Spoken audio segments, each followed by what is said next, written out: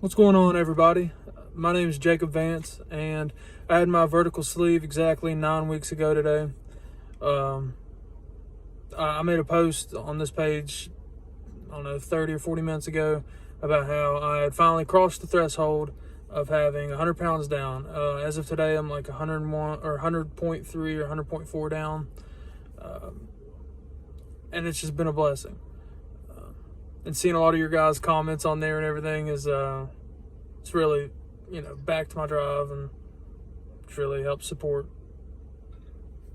my mental case through all this, because none of this has been easy for everybody else that's had the surgery and everybody that's looking in to get the surgery. I'm sure you've heard all the war stories, and everyone's told you how hard this is, and by no means is this the quick fix. Oh, I'm just gonna have this surgery and lose all this weight, because if it was, God bless, we wouldn't have, an obesity problem in America, or around the world for that matter. None of this is going to be easy. Every day's been a struggle. Every day presents this new challenge. Every day your body is going to try to tell you, well, we're not going to do that today, or, oh, I really don't want to do this protein shake, or I don't want to walk that extra mile, or I don't want to walk up these steps at the stadium. I mean, there'll be every reason that you could think of imaginable to put you down and slow you down on your journey. I've had a lot of people messaging me on here speaking very negatively, saying that I've been lying and trying to call me out on something and everything else. Cold hard facts is I started out at 451.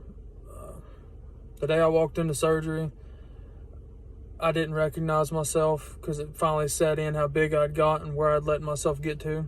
And that hurt. It really set the tone for what I'd let happen to myself, and I couldn't get over it. So every day after that, even right after the surgery, they had a few mild complications with my surgery. Took a little bit extra longer than it was supposed to. I came out of my surgery, and the nurse was trying to warn me on pain and said that I might experience a little bit more pain, and that I had optional extra pain medicine and stuff. And I told her I didn't want it. I had something burning in me that I was ready to go. Nothing was gonna hold me back. I'm gonna lay there on pain meds. I was ready to go. So from the second my eyes opened, I started panicking, because I had the leg wraps that they put on you. I was kind of like, man, get this off of me. Get this out of here. I can't be having that. I gotta go. And there was 8 of us that had in I call it a class. Your day of surgery. There was 8 of us that had that surgery. All of us had sleeves. And I was the only one out of all of us that walked that day, and even on to the next day when I was ready to be released. Everybody, don't get me wrong, it hurt. There's a lot of gas pain, but the way to get rid of that gas pain is get your ass out of bed. Quit laying there. Get up, get your ass moving. It just helps. It's discomforting, yeah, but believe me, laying there and letting that gas that they fill you up with just travel, man, it's horrible. Just you lay there 30, 40 minutes, you're like, I think I'm gonna die. I'm ready to die. It's horrible. So get up, walk around, say hi to everybody, socialize. Take your mind away from things, especially since with this COVID outbreak and everything, when I had my surgery, no one was allowed to be in there with me. So I did all of this alone. And I was kind of glad for that, because I wanted to go into this alone. Because no matter what, you can have the best people in the world backing you. You can have all the family. You can have all your friends patting you on the back, cheering you on. But at the end of the day, you have to answer to yourself in the mirror. It's always going to be down to you. How bad do you want it? And every day I have a conversation with the me tomorrow. Me tomorrow thanks me today for the hard work I've put in. So for everybody that's been doubting me, and everyone that's been messaging me saying, man, there's no way you've lost that much weight. 9 weeks, that's not a long enough time. I'm sorry, man, but I was blessed enough to be able to do that. By no means am I done. I'm down to 350 pounds right now. I'm still a big dude. I'm 6'4", and I'm stocky. I'm never going to be small. I knew that going into the surgery, but that wasn't going to stop me. I still do a lot of strength training. I used to power lift before all this, and I'm back in some old ways. I walk a lot over here on my local track where the stadium is for the football field, and I just put in the work. I've stayed motivated. To be fair, I don't eat a lot. I know it sounds crazy, but you're talking about you have to meet these protein goals. You got to meet these water goals. You got to meet this goal. There's that goal. There's this goal. There's so much. Try not to get overwhelmed. I got overwhelmed. Everybody gets overwhelmed. Just remember that you'll get it. You'll get it eventually. It's a matter of time. I mean, it ain't like you can't undo the surgery. You've committed. You're either going to learn or you're going to learn later. It's just part of it. I mean, there's no sugarcoating that. But yeah, I'll take in on a slow day. At the minimum, I'll do 120 grams of protein. I do Premier. These tops, the best way to go. You're talking about 30 grams of protein in less than 12. Yeah, 11 fluid ounces. Your stomach can hold 4 fluid ounces, give or take an ounce. You sip on that, work on that, becomes second nature. And I know a lot of you guys struggle with being able to keep it down. It doesn't feel right on your stomach at first. Some people can handle it, some can't.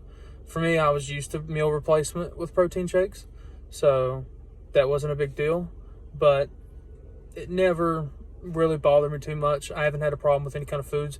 One of my favorite foods before all this, Jell-O. What I can't have now, Jell-O. I don't know what it is, man, but my stomach, oh God, no Jell-O. Cannot do that.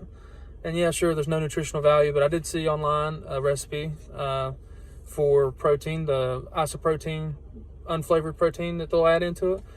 You can get, for one Jell-O cup, about 4.5 ounces for the homemade, you'll get roughly like 20 some grams of protein. Sure. I did try one. It tasted pretty good. It wasn't the sweet like normal. I love orange. The orange kind of threw it off because it's got that citrusy flavor. It does not go well with the protein, I didn't think, for the Jell-O anyway. But I see it being a hell of a good option if you're not into drinking stuff and if your stomach can handle the protein.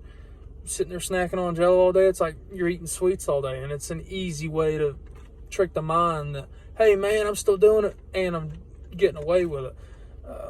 There's a lot of little tricks and things that you can do, but for the most part, I wanted to make this video. I'm sorry, I'm all over the place.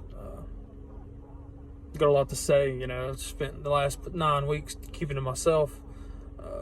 I've kept a very low profile, small circle. I've kept my team with me, my closest people, the ones that'll cheer me on even when I fail and even when I make a fool of myself. These are the same people that'll slap me on the back and also tell me, way to go, dumbass.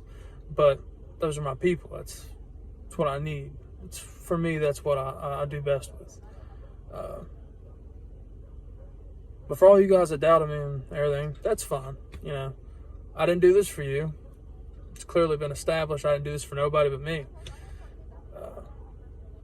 But I am down over 100 pounds now. 9 weeks. And for a lot of you guys, I've seen a lot of guys and girls on there message, comment on my post and everything, saying congratulations, you're an inspiration and stuff. And by no means am I an inspiration. The only thing that I draw from all this is just I've been motivated. I've been dedicated to this. It's a cause. I've spent 6 years leading up to my surgery planning for this. I worked with a nutritionist. I worked with a team of professionals trying to lose the weight, trying to get it off of me. I followed every article I read. I'd stick to diets. I cut pop. I did this. I did that. You name it, I tried it.